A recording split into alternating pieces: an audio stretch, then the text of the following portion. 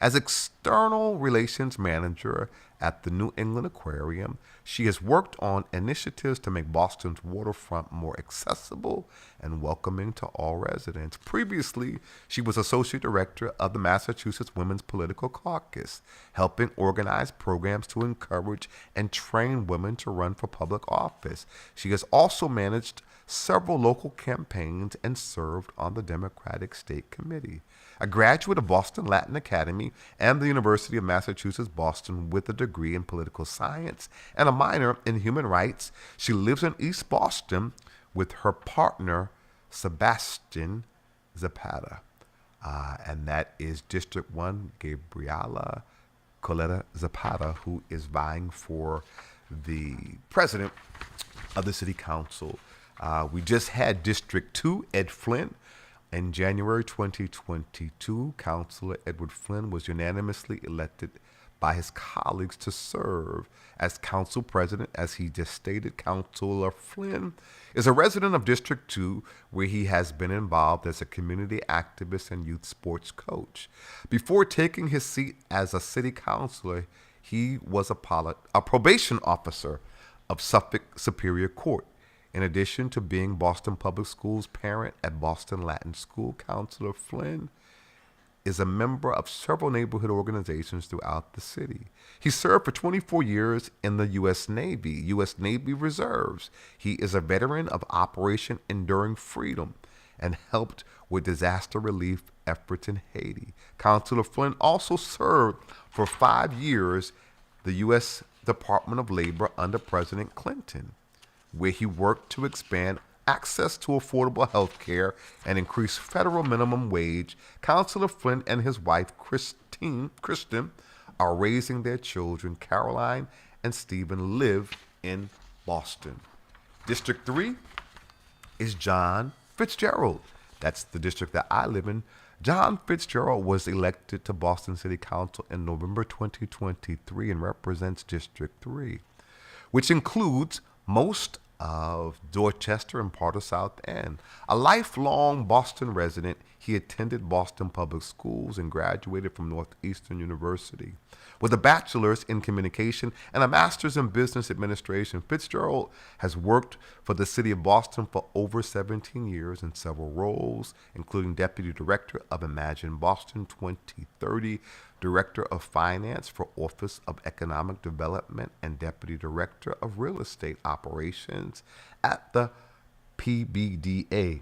He has also served as president of Tobin Community Center and helped lead Team Fitz, which he raised over $1 million for the Dana-Farber Cancer Institute. Fitzgerald lives in Dorchester with his wife, Megan, a public school teacher, and their 3 children. District 4, Brian Worrell. Councilor Brian Worrell, a lifelong Bostonian, was raised by parents who immigrated from Jamaica and Barbados in pursuit of the American dream. A graduate of METCO, a program Northeastern University, where he earned a degree in accounting and entrepreneurship. He later founded his own Boston-based business before entering public office. Worrell worked to help first-time home buyers and organize numerous community events focused on connection, youth engagement, local support. Since being elected, he has focused on expanding affordable housing, increasing home ownership opportunities, and strengthening economic empowerment across District 4. His initiatives include launching a housing accessibility study, activating vacant lots, expanding access to liquor licenses, and expanding the Black and Brown Economic Empowerment Agenda and Cradle to Career Initiative. Worrell continues to collaborate with city, state leaders to promote equity, opportunity, and community development throughout Boston. Without further ado, please welcome my live-in guest studio, my friend and my brother, and the person of Councilor Worrell. Welcome, sir. Yes. Well, thank you.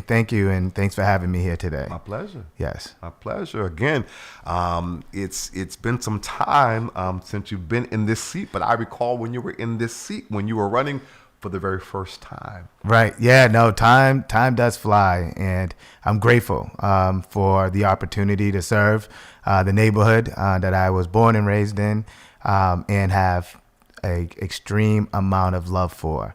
And it's just an honor and a great privilege to serve the people of Boston. Outstanding. We were just talking with Councilor Flynn, and he was singing some of your praises, and we want to echo that sentiment. I want to thank you for your leadership with regard to the Office of Returning Citizens. Congratulations. I understand that's now codified. Yes. Talk about that. Yes. It's so important that the work that we are doing now is made permanent in the city code. We don't want another administration coming in and telling us, what their priority is. But we have an opportunity to legislate our priorities. And one of our priorities is to make sure that we are serving marginalized, underrepresented, underserved communities. And the one way to do that is to make sure that they are part of the city of Boston, regardless of what administration comes in. So we have made that a permanent department here in the city. Shout out to the executive director over there, the chief over there, for all the great work that they have done on bolstering and making an impact. And we want to make sure that work continues. So awesome job by Council President Louis Jen, the chair of Government Ops, and everyone involved in making that a permanent department in the city. Appreciate that. My understanding is, let me back up. So I remember when there was no Office of Returning Citizens. Right. I remember when the Office of Returning Citizens, though it existed and that was great, had no budget. Right. I remember when it had a budget, but the budget wasn't what the budget is today. Exactly. And we supported all those iterations Right. of the Office of Returning Citizens. Now to codify it and make it a permanent office Right. is tremendous progress. Huge progress. This is another step in the progress, right? To make sure that all that work was not done in vain, right? When we advocated for the creation of the office, when we advocated for it to receive over $1 million in funding, we want to make sure that work does not go in vain, because we know when our brothers and sisters are coming home that they need to be supported. It's not only a investment into them, but it's an investment into the community at large. Speaking of which, it was one time under the Office of Public Safety, understanding the importance of if we're empowering returning citizens, then we're addressing public safety. Absolutely. With that said, it was moved to Health and Human Services. Right. And that we understand that it also impacts Health and Human Services. Absolutely. Yeah, all interconnected. And that work is all done by advocates like yourself and advocates out there that have understanding of how do we wrap around the whole person? How do we wrap around our community? Understanding and identifying the issues, right? And some of those issues have been not seen in the past, and now because we have raised up our voice, we have let people know and policymakers know that you can't just say this is a public safety issue. This is a human service issue. This is a community issue, right? When one is affected, that we are all affected. So it is great to see the advocacy and having the council to be part of that work. And that's what local government is all about. It's wrapping around people, showing that your voice does matter. It will show up in policy in ways that will make an impact, not only in your life, but maybe your brother, sister's life, that then will help us as a community sustain and also do better. Outstanding. With that said, I want to speak to a challenge. I challenged Rusila June as she sat right in that seat. Okay, the same seat? Same seat. All right. That's the seat. That's the hot seat, right? Yeah. I challenged. This is our guest seat, right? So that's the seat, right? I challenged Enrique Pepin, District 5, post the election in that very same seat. Councilor Ed Flynn just left in that seat. All right. And all three I challenged to go another level. And that's with the Office of Returning Citizens. The franchise or the model was created in DC, as you're aware. And the model had that it was run by a returned citizen who has direct lived experience and an anointing to understand in a way that only you can understand when you live in a cage. It's funny that you say that, because I've talked to the brothers, right, that are out here doing amazing work, that are running these nonprofits, that are giving back, that are out here speaking to the youth. And I told them, I said, this should be your office. Like, if you're capable of running a nonprofit, if you're out here speaking at Northeastern University, if you're out here Harvard, on WGBH, Harvard, right? Like, there ain't no reason that you could not run this city department. And this city department is going to have, it starts off with a budget of in the $1 million, right?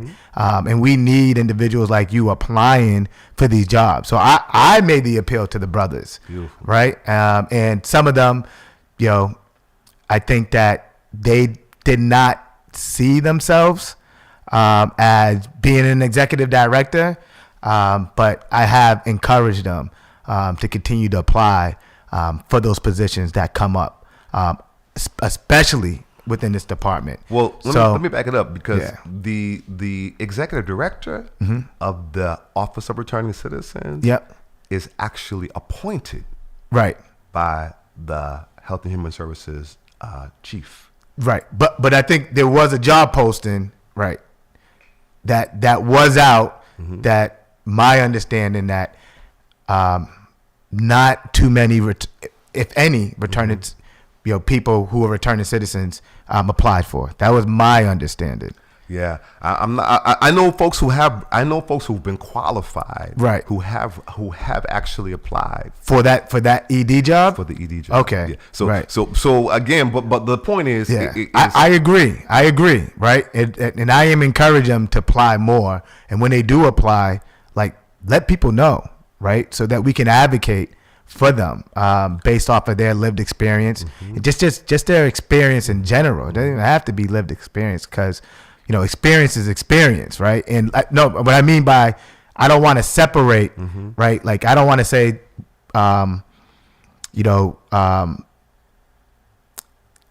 lived experience is very important. It should be a priority, but I don't want anyone else to reprioritize, what we prioritize, right? So I believe that, when they do apply, let us know so we can amplify, their skill set and what we see important in their leadership. I hear you. I'm gonna push a little further, because what I'm saying is there's some criteria, right? And so my point is that it should be, we're pushing that should be a criteria, because certainly we've got people who are qualified, right? So that's important lived experience. Congresswoman Presley, the first African woman on the Black City Council, who actually formed the whole commission, right, addressing women and sexual abuse and so forth, and said people closest to the pain, right, should be closest to the power.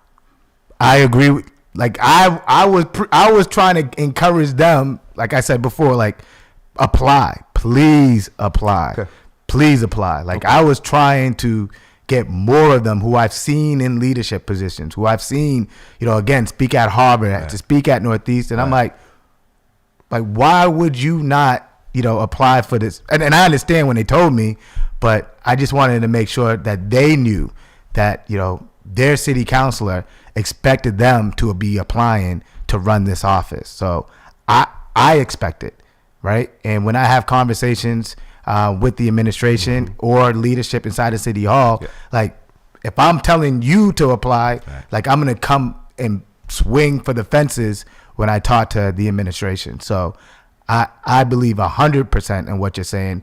And I think that we need to continue to encourage, our returning citizens to apply, to create that pressure in order for them, right, to actually gain that seat. But I hear you loud and clear, and I'm on that same page. I don't think, and I think that we could have done this, is probably create that job description inside of that ordinance. That is probably something that we could have created, but that is something that I constantly advocate for. Appreciate that. So hopefully, again, it's process, right? Right. It's not perfect. Yeah. But I challenged the president, Rusi, and she said challenge accepted. Yep. I challenged Enrique Pep, and he said challenge accepted. Yep. I challenged Ed Flynn. He said challenge accepted. Are you accepting the challenge? I'm pushing for it, right? The challenge been accepted. Okay. Yep, the challenge been accepted. Well, the challenge is that that's criteria, right? Yep. That's not apply for it. It's that you have to have lived experience of being incarcerated to run the Office of Returning Citizens, because that's what you're advocating for as a community who you've been in the cage. Yes.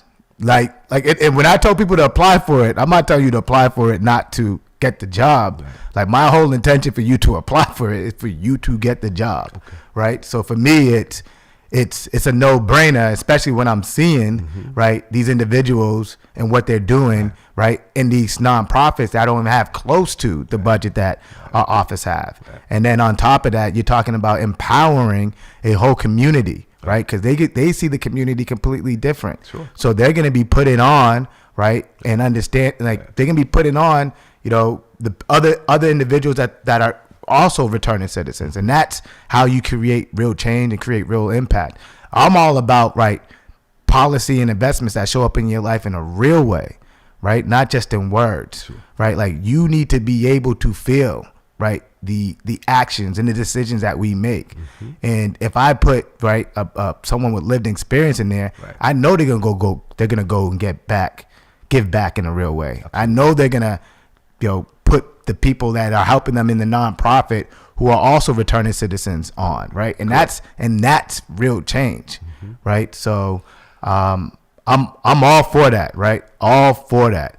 And when I was speaking to individuals within the community, I'm like the fact, the whole nonprofit, most of the time you're trying to raise money, right? You're spending 25, maybe even more, just trying to raise money. And here, and this is what I was trying to convince them. I'm like, hey, you're not even trying to raise money. You're executing, right? You're creating the strategies, right? And you're actually trying to deliver direct assistance to the people, right? That you're looking to serve. So this was me trying to convince him when that job posting was up. But yeah, I think that one is definitely making sure that it's a criteria, and then two, letting everyone out there know, just because you've had you're not your worst mistake, right? So make sure that you're applying for these positions, and when you do apply, let us as city councilors and elected officials know, so that we can advocate for you. So absolutely. Appreciate that. With that said, Bob Turner he's been there through the iterations of executive directors. Good dude. Very good person, and consistently one who we're engaging as it relates to when there was no budget, right? When there is a budget, and being able to help people get things like their mass ID, right? Some things like, literally, we have people who do a sponsor $25 just to get a mass. And to me, it's unconscionable that you're released from incarceration with a prison ID. Right. I just don't even comprehend why there can't be some sort of arrangement with the registry of motor vehicles to be able to facilitate some kind of a way. I mean, people got to get their social security cards, their birth certificates, even to be able to get. Now you got to get a real ID. Right. Yeah. No, there needs to be more coordination, and it's unfortunate that it's not really coordinated, when people are coming home, because it feels like you're still setting people up to fail, right? Yes. What can you do without an ID, right? So there's not much. So if anything, so we need to make sure that our systems are coordinated to be able to provide the essential resources that people need just to live and walk about, get jobs, apply for housing. These are the essentials that you need. So if those are not working, for our returning citizens, then again, we're not investing in our community. We're not investing in that person, and that's only going to impact our community in a negative way. So we need to make sure that all systems are working together and pulling in the same direction. With that said, as you know, or may or may not be aware, but Healing Our Land has been aggressive in going behind the wall of the Suffolk County House of Correction to be able to make sure that our returning citizens know that they have the right to vote. Right. If you're not presently serving a felony conviction, you can vote. Right. If you're waiting pre-trial, and there are people many who've been working 5 years pre-trial. Right. If you're waiting pre-trial, if you're serving a misdemeanor, you can vote. Right. With that said, there's no infrastructure to exercise that right. Yeah. And when it comes to voting, I think it's something that, we need, as elected officials, need to encourage, not only during election year, but throughout the year. And sometimes that just speaks to, getting people involved in these conversations, right, that we're having at City Hall, whether it's the budget, right, the operating, the capital budget, the school budget, right, the laws that we're passing. Like, I tell people that every opportunity that we have to engage an individual on something that we're doing inside of City Hall is an opportunity to increase voter turnout, right? So even, talking to the brothers and sisters behind the wall, like, tell us what you want to see, right? And let you be part of the conversation, right?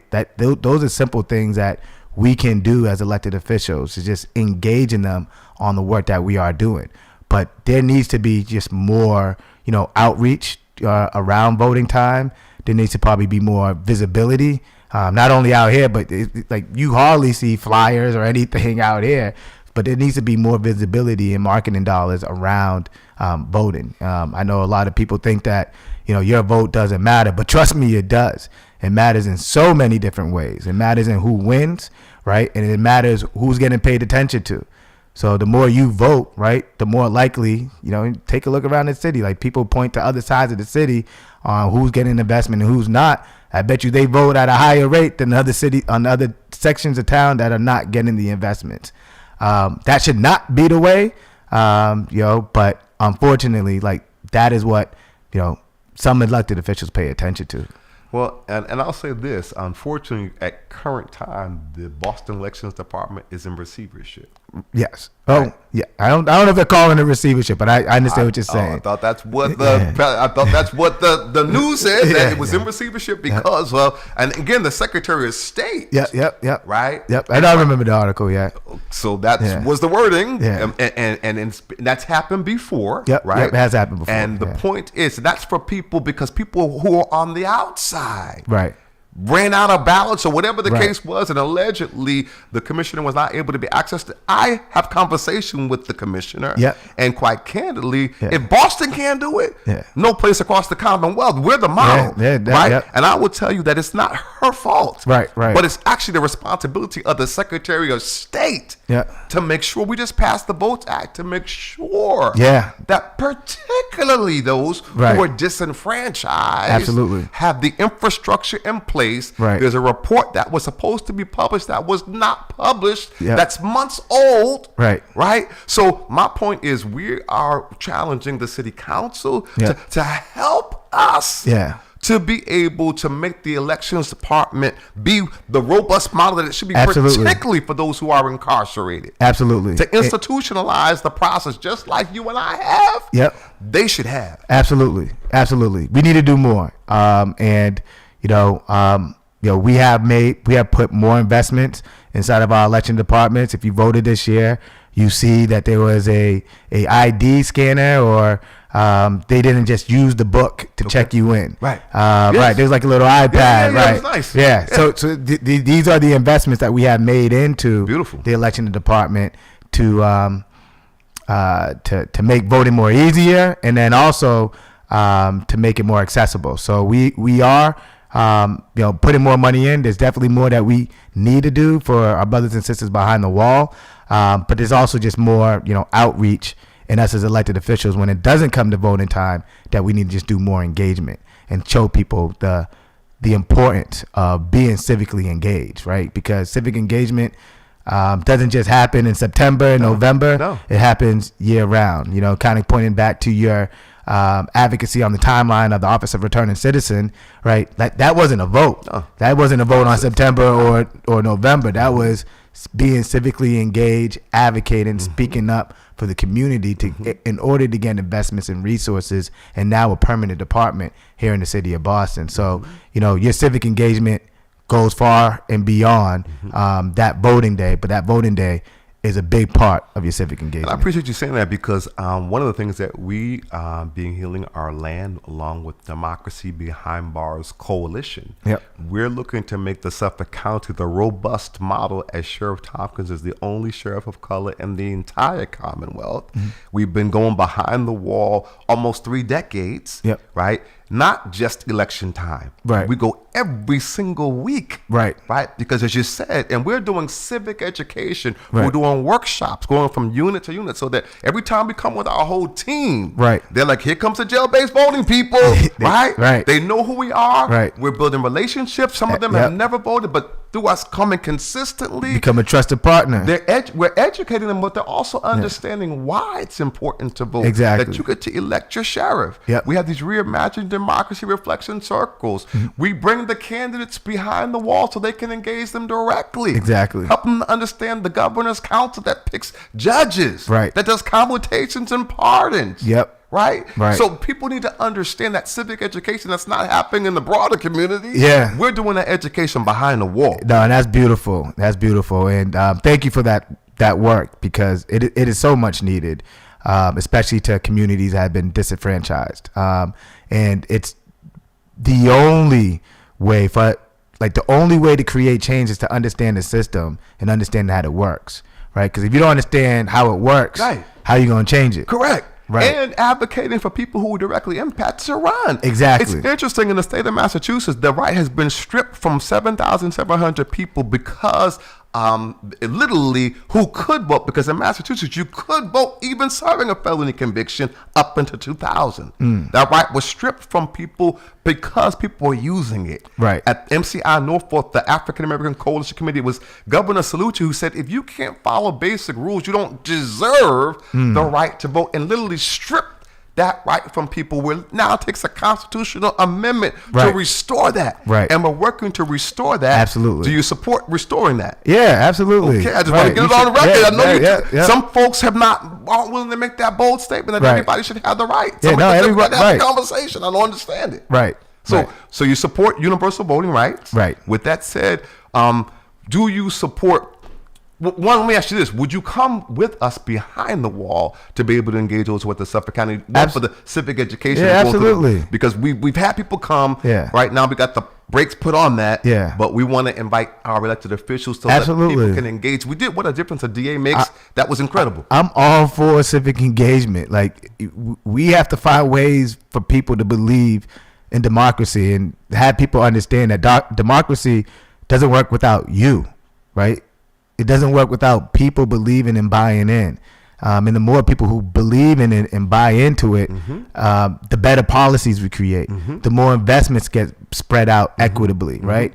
The more issues we identify. So, like, we need you for democracy to work in the way that it should. And you can run for elected office even while serving a felony. We have a president of the United States who has 34 felony convictions. People need to understand. Though you can't vote, you can run. So what sense does that make? But that's the case. I'm saying, so that's why it should be changed. It should be changed. With that said, even while we're working to change it, we're encouraging people to run. Not just for unemployment, but you can run for elected office. You can be the mayor. In fact, I believe there was a situation that there was a person who was incarcerated in the city of Boston who actually ran for office and won and was the mayor. Do you know that? No. That is, I think his name is Curley. And Senator Wilkerson can share more details. Yes. I read about this recently in A New Boston. A book I'm reading now. Yep. I did read this. So there's precedent for that, right? And so my point is, you can. So we're encouraging. We know that Stacey Borden, she actually is directly impacted. She ran for governor's council, and she's running again. We have Andrea James, who actually is directly impacted, who's already announced her candidacy for governor.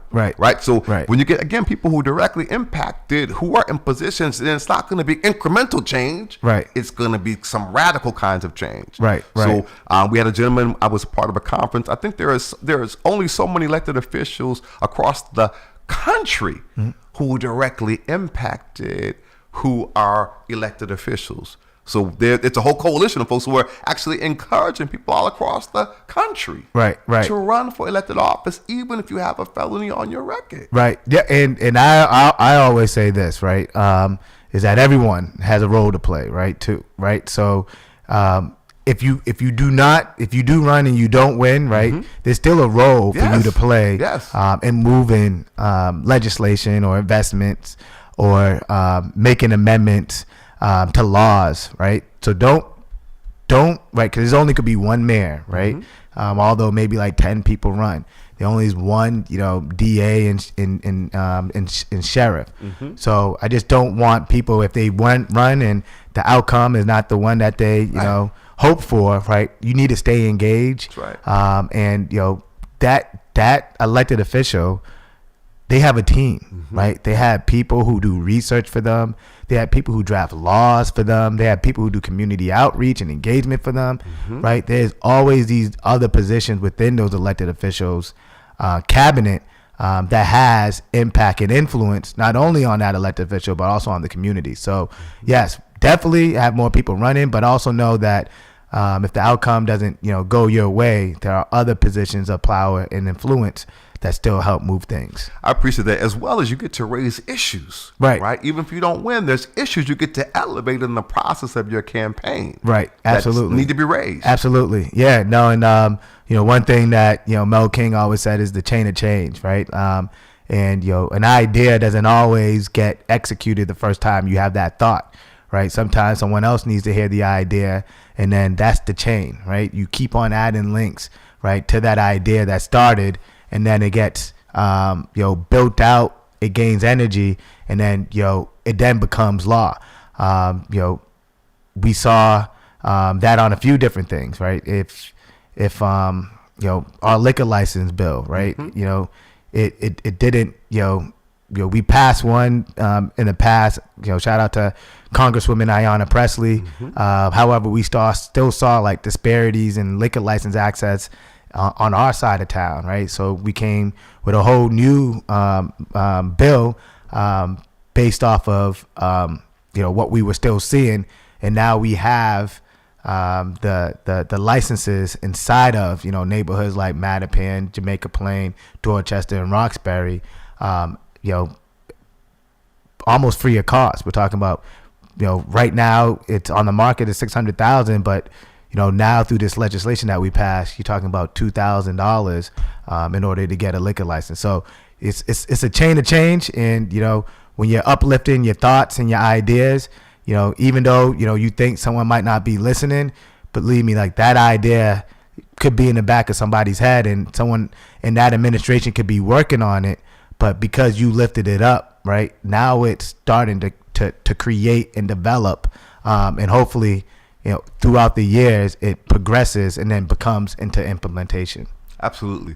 I want to also thank you, man, for you and your brother on all the turkeys. You guys did an incredible job. Yeah, thanks, man. Talk about what happened. Yeah, and then shout out to a lot of the sponsors. It's a group effort. A lot of people come together to make that happen.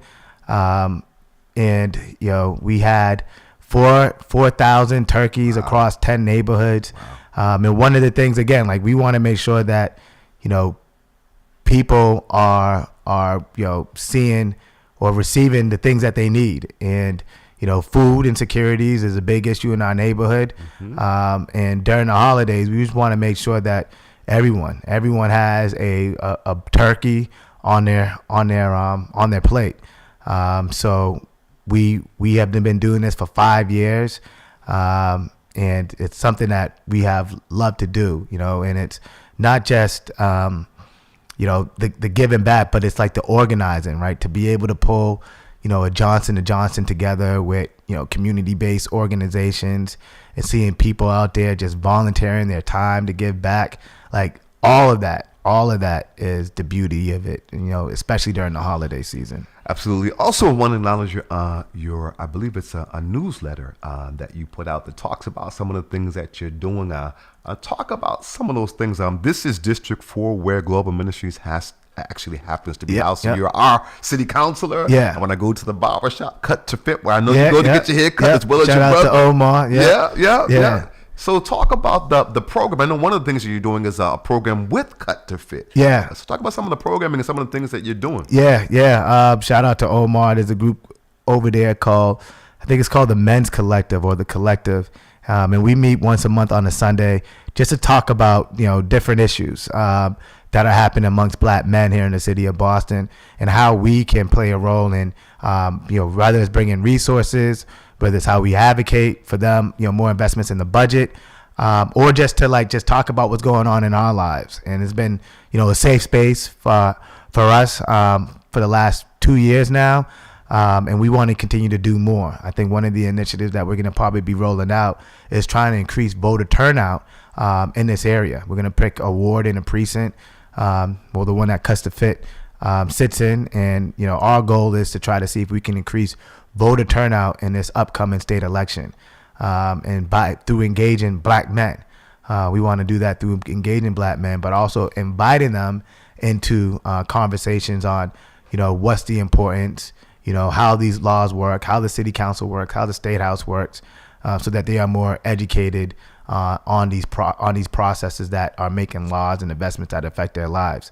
The other thing that I do, for all those who follow me on Instagram, we do a 60 seconds in the chamber, where in 60 seconds I try to do a recap on all the things that we have passed during that weekly city council weekly city council meeting. So 60 seconds in the chamber just talks about laws that we pass, grants that we pass, and what other councilors, including myself, have introduced for us to have conversations on as a body. So, those are a couple things. I could sit down here and also, upcoming, I'll talk about some upcoming things. Focusing on our dads. We know that fathers really don't get good gifts during the holidays. So we are trying to change that in years coming. So we are, we've done a daddy stroll in the past, but also this is like an opportunity for us to give, our partners a break, and our dads taking, their kids on a day of event. But it's also an opportunity for dads to come together to just, break bread, talk, have conversations, have our kids make, connections, but also to show that, dads are in a real way in their kids' lives. Right. I think that's like a narrative that gets told so often, especially with dads in our neighborhood, that, we're not part of our kids' life, but we know that not to be true. Absolutely. Based off of not only the dads, but also the other father figures that show up for us in a real way. So we want to put that on full display. So on December 20th at 11 a.m. at the Talbot, the Boys and Girls Club on Talbot Ave, again, from 11 to 2 p.m., we're having a daddy stroll where there's going to be arts and crafts. There's going to be food. There's going to be music. There's going to be a photo booth. There's going to be community, right? So we're just going to be, spending time with our kids, other dads, doing arts and crafts, taking pictures, eating, playing music, and just having a fun old time. Beautiful. Yeah. So Pastor Bruce Wall, founder and CEO of Boston Praise Radio ONT Network. That's a ministry of Global Ministries Christian Church. My spiritual father. Yep. He is tuned in and he says we support you 100%. Oh, thank you. And that anything I could do to be supportive, please always feel free to reach out. He says he is our district city councilor. He's dependable. He has come to our aid and assistance twice. He has never turned us away. Thank you. Yeah, and that's the job. I'm doing my job, doing my part, doing my role. But thank you. Those are kind words. Thank you. And they're sincere. He doesn't give words just that are not earned. No, I saw the way you read that. You was like, let me make sure you feel this, brother. So I did see that, and I do appreciate those words. And I just say I'm playing my role, playing my part, and I'm here to serve. Well, we appreciate that. Yeah. We really do. Danny Santana says, "Hi, Pastor. Always a pleasure watching your episodes." And so that's our brother who's doing some great work. Yes, as well. Itsy, yeah, ITY. Yes. Yeah. Shout out to Danny.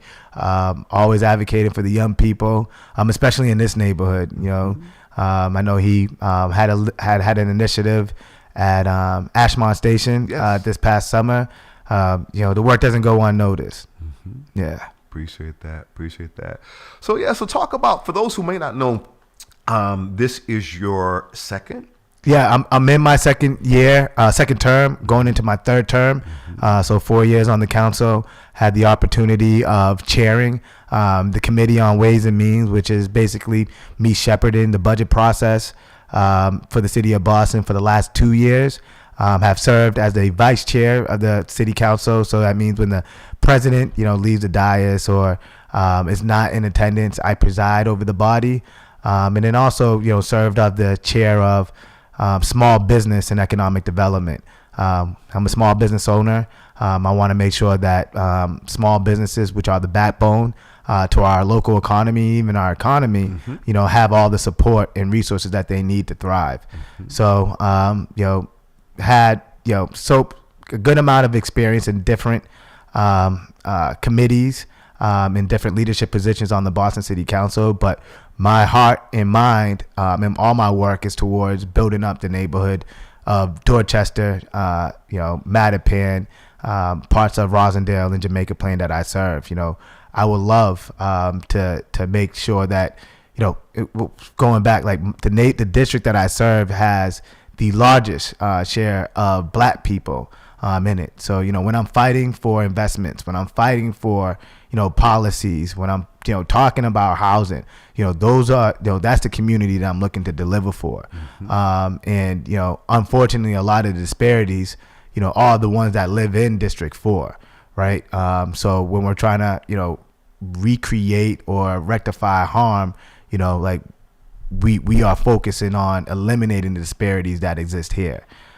So it's a passion of mine to see like the people in this community, be able to own homes, to be able to receive a quality education, to be able to say I'm going to college, hopefully free of charge, to be able to say, I'm starting a business, right? So like that is what I work for. And that is, what my 4 years have been directed towards. We salute that. With that said, I understand that the first order of business on Inauguration Day, which is? Yes, January 5th. Is determining who's going to be the president. Yes. So for people who may not understand the role of the president of the city council, can you educate us? Yes. So the role of the city council president, one of the first roles is to create the rules, right? And the rules they describe what each committee, the responsibility of each committee, right? So you have, a wide range of committees from government ops to ways and means to city services to CPA to public safety to education. And in those rules, you give those committees, certain descriptions and certain amount of power. And then, once you create those rules, you then assign counselors to each committee, right? Some committees have more power, right, than others, like the government operations committee. All of our ordinances, all of our home rule petitions, so basically all the laws that govern us goes through government ops. So a committee chair of government ops can say that this matter ought to pass, right? They could present language in a new form, right? So they are basically the facilitator, but they also have the power of presenting, legislation to the body in a, recommended way, or saying that they don't recommend that this ought to pass. And same thing with the budget, right? The Ways and Means chair, they control the budget process, and then they present, packages of amendments or investments to the body, and then they give their recommendation on what that package of amendments and investments that go into that budget ought to pass or ought to not pass, right? So that is one of the biggest powers of our city council president. The other one is, they're the city council president of the Boston City Council, right? So they are the president of the body. So they have I believe you want to be able to work with all your colleagues and help them amplify the work that they are doing, but also to bring them together on work that we should be moving forward as a body together. But it's also an opportunity to share to the rest of the city, what is important to you. And, those are a lot of the, responsibilities or opportunities that a city council president has for 2 years. So they're only able to serve 2 years, 1 term, and you can't serve back to back. But it's a great opportunity to serve on the body. If I am vying for the position to be city council president, to amplify the work of my colleagues, to also show or to increase the responsibilities and spread leadership across the board. Because we have 13 different councilors who are all voted in by their constituencies, so they should be having, I believe, more leadership positions on the body and more responsibilities. But it's also an opportunity to, showcase, how we can work together and how our shared values can help benefit the entire city of Boston. Who determines whom will be the president? So our colleagues vote on January 5th on who should be the president, and it's a majority vote, right? Whoever gets to 7 on January 5th will then be our city council president. And as it stands, you've self-disclosed that you are vying for that position? Yes. I would love to serve in that capacity to represent the body as its president. I understand the other 2 candidates that are vying for that position are at-large City Council Julian Mejia. Yes. As well as? Yes. Councilor Gabriela Coletta Zapata. And with that stated, the qualifications. Yeah. Do people, though your peers get to decide, is there any way that we, the people within the community, the people who elect all of the elected officials, can put any pressure on saying, I would encourage you to be able to just have Brian Worrell. Yeah, just like anything else, right? Like if a bill was up, right, you could call on your city council, like, hey, as your constituent, as your supporter, I think you should vote this way. This is no different, right? And I think that, our voices, right, should be part of every process and everything that we do on that Boston City Council. So, who serves as the president, again, dictates on who gets leadership positions and who controls, some of these powerful committees. And then also, like, they are the president of the body, right? So, like, the spotlight is on them, right? So it's an opportunity for, that, counselor, the council president, to share, their values to the city, right, and to showcase that on a larger platform. So, absolutely, you could definitely, advocate to your counselor, let them know what your thoughts are when it comes to this race. But like I said, the decision is only made on January 5th.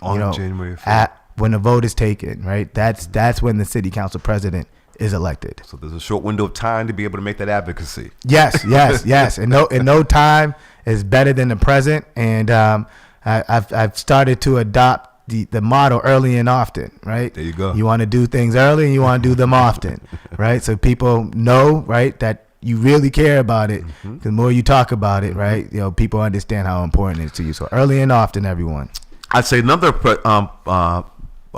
thing about the president of the city council, if in the event for whatever reason, the mayor should vacate that position, you become the acting mayor. You become the acting mayor, right? Yeah, and we saw that in 2021 when Mayor Marty Walsh left. Then Councilor Janey moved in to become the acting mayor. So shout out to Mayor Janey. And that is absolutely what will happen if the mayor was to leave. The city council president would then become the acting mayor. Absolutely. I'm going to get some quick comments because our time's quickly elapsing. Yeah. You have to come back. Yeah, absolutely. Okay. Absolutely, man. Whenever I'm invited, I'll come. All right. Yeah. All right. So Danny Santana says, well, it's no secret I haven't seen eye to eye with Brian, he says, or his brother, but they have been advocating for things I personally am aligned with, and they must be giving their respect when it's earned. So he says, so thank you, Brian, for your work. Thank you. He says, how can we help small business in Ashmont area to get a food pantry in the Ashmont area? Food that we are not 2 days old for expiration, so they serve in towns like Newton and Waterloo. We know nutrition deserts is a big issue here. Absolutely. And we've been having conversations around this, and shout out to the YMCA, the Dorchester Y, who has led initiatives around food justice.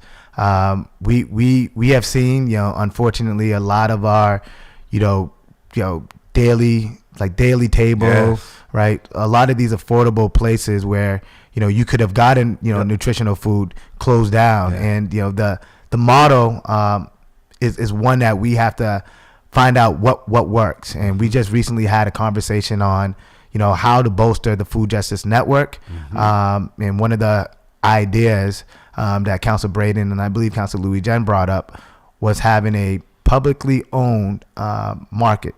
But the other part of that conversation was, how do we be supportive? How can we be supportive of all the initiatives that are already taking place? Mm-hmm. I know we have the Dorchester Food Co-op, so please, if you haven't visited or are not a member, please go in there and support the Dorchester Food Co-op. Mm-hmm. But we just need to find models that work, get people to support them, and then expand, right? Mm-hmm. We when it comes to delivering nutritional foods, there needs to be, not only facilities in place, but the proper level of investments. And we're still figuring out what